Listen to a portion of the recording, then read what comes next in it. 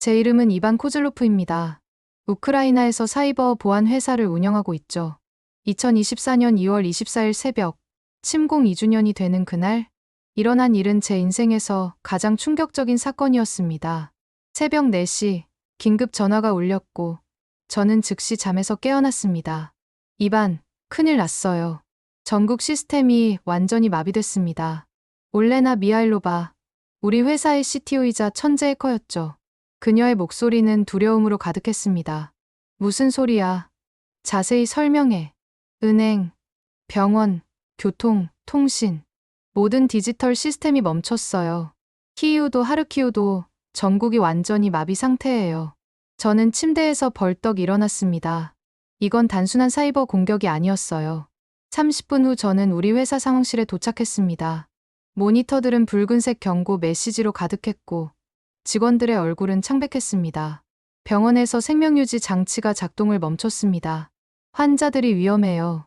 공항이 마비돼서 항공기들이 착륙하지 못하고 있습니다. 은행 시스템이 완전히 멈춰서 현금 인출이 불가능합니다. 보고가 쏟아져 들어왔습니다. 저는 즉시 러시아 기술 지원팀에 연락했습니다. 그들이 5년 전부터 우크라이나의 디지털 인프라를 무상으로 구축해준 팀이었거든요. 알렉세이 단장, 지금 무슨 일이 일어난 겁니까? 화상통화로 나타난 알렉세이 페트로프의 표정은 의외로 차분했습니다. 아, 이반 동무. 기술적 오류가 발생한 것 같네요. 걱정 마세요. 48시간 내로 복구해 드리겠습니다. 48시간이요? 지금 나라 전체가 마비됐는데 그렇게 오래 걸린다고요. 저는 분노를 억누르며 물었습니다. 알렉세이가 어깨를 으쓱했습니다. 시스템이 워낙 복잡해서요. 그런데 이반, 이참에 좋은 제안이 있습니다. 제안이요? 네. 디지털 연방 통합 협약을 체결하시면 앞으로 이런 일이 절대 일어나지 않도록 보장하겠습니다. 저는 귀를 의심했습니다. 지금 이 상황에서 협약 얘기를 한다고요? 지금이 그런 얘기를 할 때입니까? 당장 시스템을 복구해 주세요. 알렉세이의 목소리가 차갑게 변했습니다. 이반, 잘 생각해 보세요. 우리가 5년간 우크라이나에 얼마나 많은 투자를 했는지 아시잖아요. 500억 달러가 넘습니다. 모두 무상으로 지원했죠. 전화를 끊고 나서 저는 올레나를 불렀습니다. 시스템 마비 원인을 찾아낼 수 있겠어? 저는 올레나에게 물었습니다. 이미 분석 중입니다. 그런데 이반, 이상한 점이 있어요. 올레나가 모니터를 가리켰습니다. 뭔데? 모든 시스템이 정확히 같은 시각에 멈췄어요. 이건 단순한 오류가 아니라 그녀가 말을 멈추고 깊게 숨을 들이쉬었습니다. 킬 스위치입니다. 러시아가 우리 시스템에 원격 차단 장치를 심어놨어요. 저는 충격을 받았지만 놀라지는 않았습니다. 군 정보부에 있을 때부터 러시아의 교활함을 잘 알고 있었으니까요. 그때 안드레이 포포프가 들어왔습니다. 정부 디지털 인프라 담당 차관이자 제 옛 동료였죠. 이반, 러시아 측 제안을 받아들이는 게 어떻겠나. 어차피 우리가 선택할 수 있는 게 없잖아. 안드레이의 말에 올레나가 즉각 반박했습니다. 차관님, 이건 명백한 디지털 테러예요. 우리가 굴복하면 영원히 러시아의 노예가 되는 겁니다. 노예? 올레나, 말이 심하군. 러시아는 우리를 도와준 거야. 5년간 공짜로 시스템을 구축해줬잖아. 안드레이가 불쾌한 표정으로 말했습니다.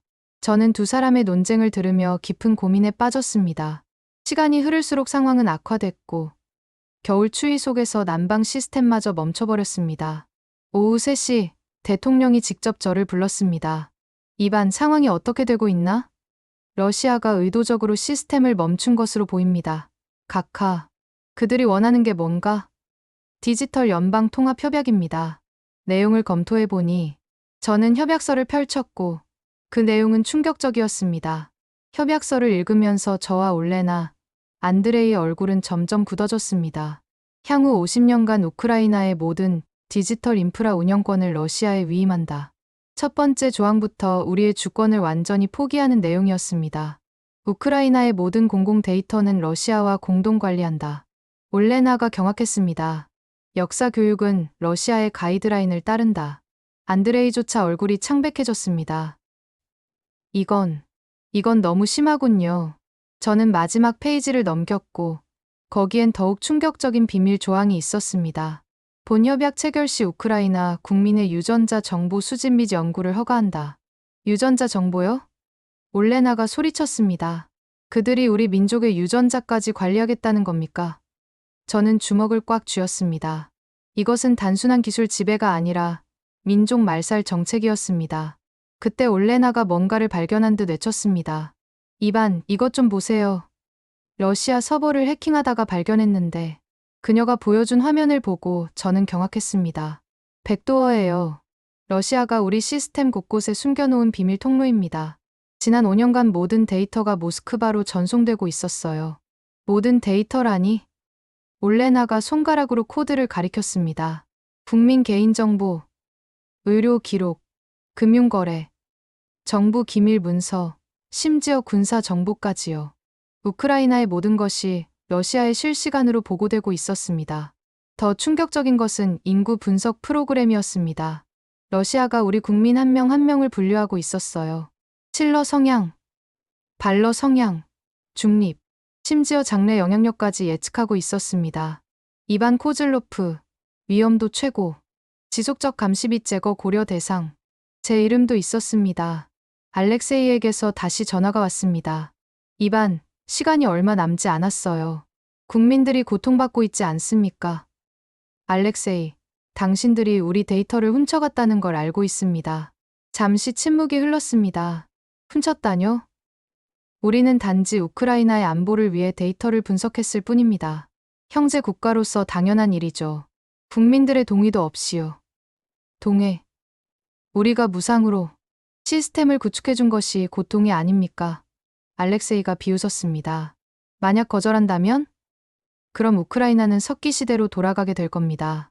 그리고 우리가 투자한 500억 달러를 다른 방법으로 회수해야겠죠.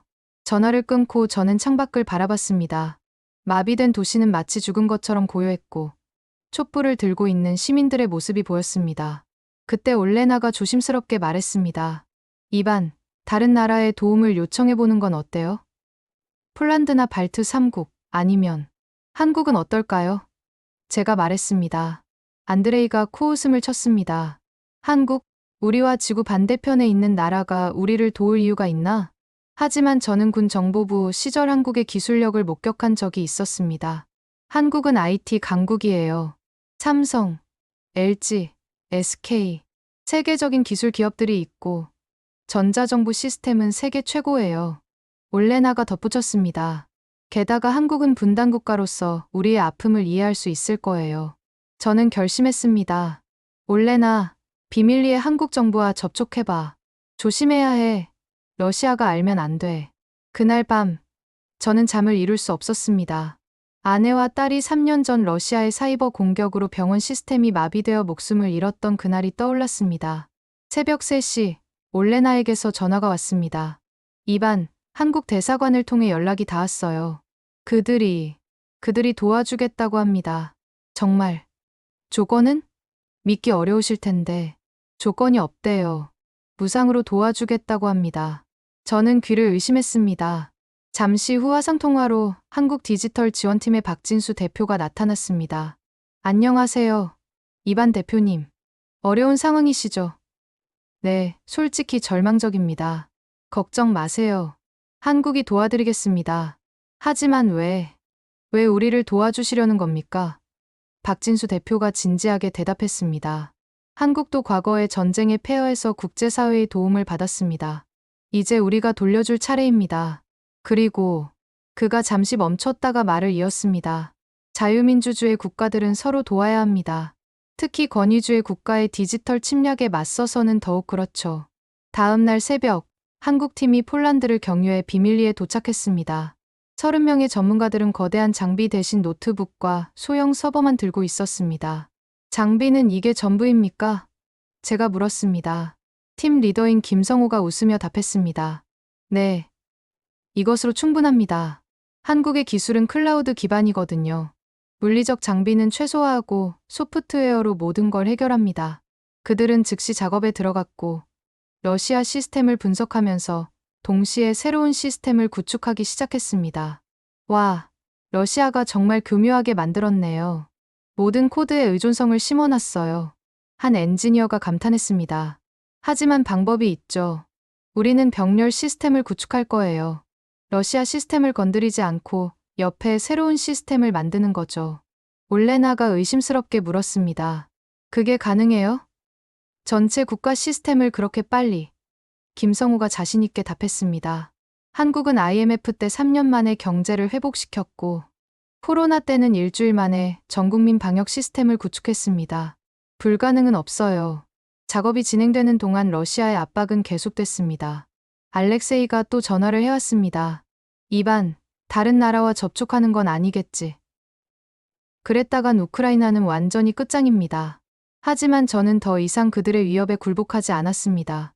한편 한국팀의 작업은 놀라운 속도로 진행되고 있었습니다. 스문의 시간 만에 첫 성과가 나타났습니다. 의료 시스템 복구 완료. 한 엔지니어가 외쳤습니다. 정말로 병원들이 다시 작동하기 시작했고 생명유지 장치가 다시 켜졌습니다. 올레나가 감격해서 눈물을 흘렸습니다. 정말 되는군요.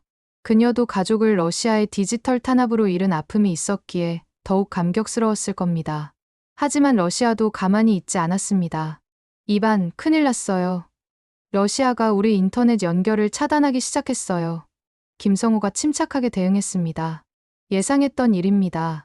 플랜 B를 실행하세요. 위성 인터넷으로 전환합니다. 48시간째 믿을 수 없는 일이 일어났습니다. 시스템 전환 90% 완료. 올레나가 외쳤습니다. 도시에 다시 불이 들어오고 있었고 교통 시스템이 복구되었으며 은행들이 정상 운영을 시작했습니다. 그때 러시아 측에서 공식 성명을 발표했습니다. 우크라이나가 우리의 선의를 배신했다.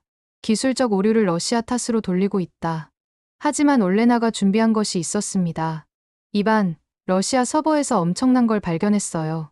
프로젝트 노보로시아라는 극비 문서예요. 문서를 읽으면서 저는 경악을 금할 수 없었습니다. 러시아는 단순히 우크라이나를 지배하려는 것이 아니라 우리의 정체성 자체를 말살하려 했습니다. 1단계 디지털 인프라를 통한 경제적 종속, 2단계 빅데이터를 통한 인구 통제, 3단계 교육 시스템을 통한 역사 왜곡, 4단계 문화적 동화, 5단계 최종적으로 러시아 연방으로 편입. 더 충격적인 것은 우크라이나 정치인들의 약점과 매수 계획이 상세히 적혀 있었다는 점입니다. 우리는 이 모든 증거를 국제사회에 공개했습니다. 유엔 긴급 안보리가 소집되었고 전 세계가 러시아의 디지털 제국주의 실체를 목격했습니다. 미국과 EU는 즉각 우크라이나를 지지했고 러시아에 대한 추가 제재를 발표했습니다. 안드레이는 완전히 각성했습니다. 내가 얼마나 어리석었는지. 이반, 미안하네. 자네가 옳았어. 그는 진심으로 후회했고 이후 우크라이나의 디지털 독립을 위해 헌신했습니다. 일주일 후 우크라이나는 완전히 새로운 시스템으로 전환되었습니다. 한국의 시스템은 러시아 것보다 훨씬 빠르고 안전했으며 무엇보다 투명했습니다. 이제 여러분이 주인입니다. 박진수 대표가 말했습니다. 우리는 기술만 전달한 것이 아니라 그것을 운영하고 발전시킬 수 있는 지식도 함께 전수했습니다. 저는 깊이 감사했습니다. 한국의 도움을 절대 잊지 않겠습니다. 우리도 언젠가 다른 나라를 도울 수 있기를 바랍니다. 2년이 지난 지금 우크라이나는 동유럽의 디지털 허브가 되었습니다. 우리의 경험을 바탕으로 몰도바, 조지아, 아르메니아가 러시아의 디지털 지배에서 벗어날 수 있도록 도왔습니다. 올레나는 이제 국제적으로 인정받는 사이버 보안 전문가가 되어 권위주의 국가의 디지털 침략에 맞서는 기술을 개발하고 있습니다. 안드레이는 디지털 주권 수호 운동을 이끌며 기술이 지배의 도구가 아닌 자유의 도구가 되어야 한다고 역설하고 있습니다. 저는 여전히 사이버 보안 회사를 운영하며 매일 아침 아내와 딸의 사진을 봅니다. 그들이 살아있었다면 자유로운 우크라이나를 자랑스러워했을 겁니다. 진짜 독립은 무기를 든 것이 아니라 시스템을 통제하는 것이다. 이 신념은 이제 우크라이나뿐만 아니라 전 세계 자유를 사랑하는 사람들의 신조가 되었습니다. 기술은 칼과 같아서 어떻게 쓰느냐에 따라 억압의 도구가 될 수도 해방의 도구가 될 수도 있습니다. 우리는 후자를 선택했고 그 선택이 역사를 바꿨습니다. 오늘 우리가 목격한 것은 단순한 기술 이야기가 아닙니다. 한 국가가 디지털 독재에 맞서 진정한 독립을 쟁취한 역사적 순간이었습니다. 우크라이나가 증명했듯이 아무리 강대국의 압박이 거세더라도 자유를 향한 의지는 꺾을 수 없습니다. 지금 이 순간에도 누군가는 보이지 않는 디지털 사슬에 묶여 있을지 모릅니다. 하지만 이반 코즐로프가 보여준 용기처럼 첫 발걸음을 내딛는 순간 변화는 시작됩니다. 그리고 한국이 보여준 것처럼 진정한 도움의 손길은 언제나 존재합니다. 이 감동적인 실화가 더 많은 이들에게 희망이 되길 바라며 영상 공유와 좋아요, 구독 부탁드립니다. 여러분의 응원 하나하나가 자유를 갈망하는 전 세계 사람들에게 전해질 메시지입니다. 더 깊이 있고 가슴 뜨거운 이야기로 다시 만나 뵙겠습니다. 감동픽이었습니다.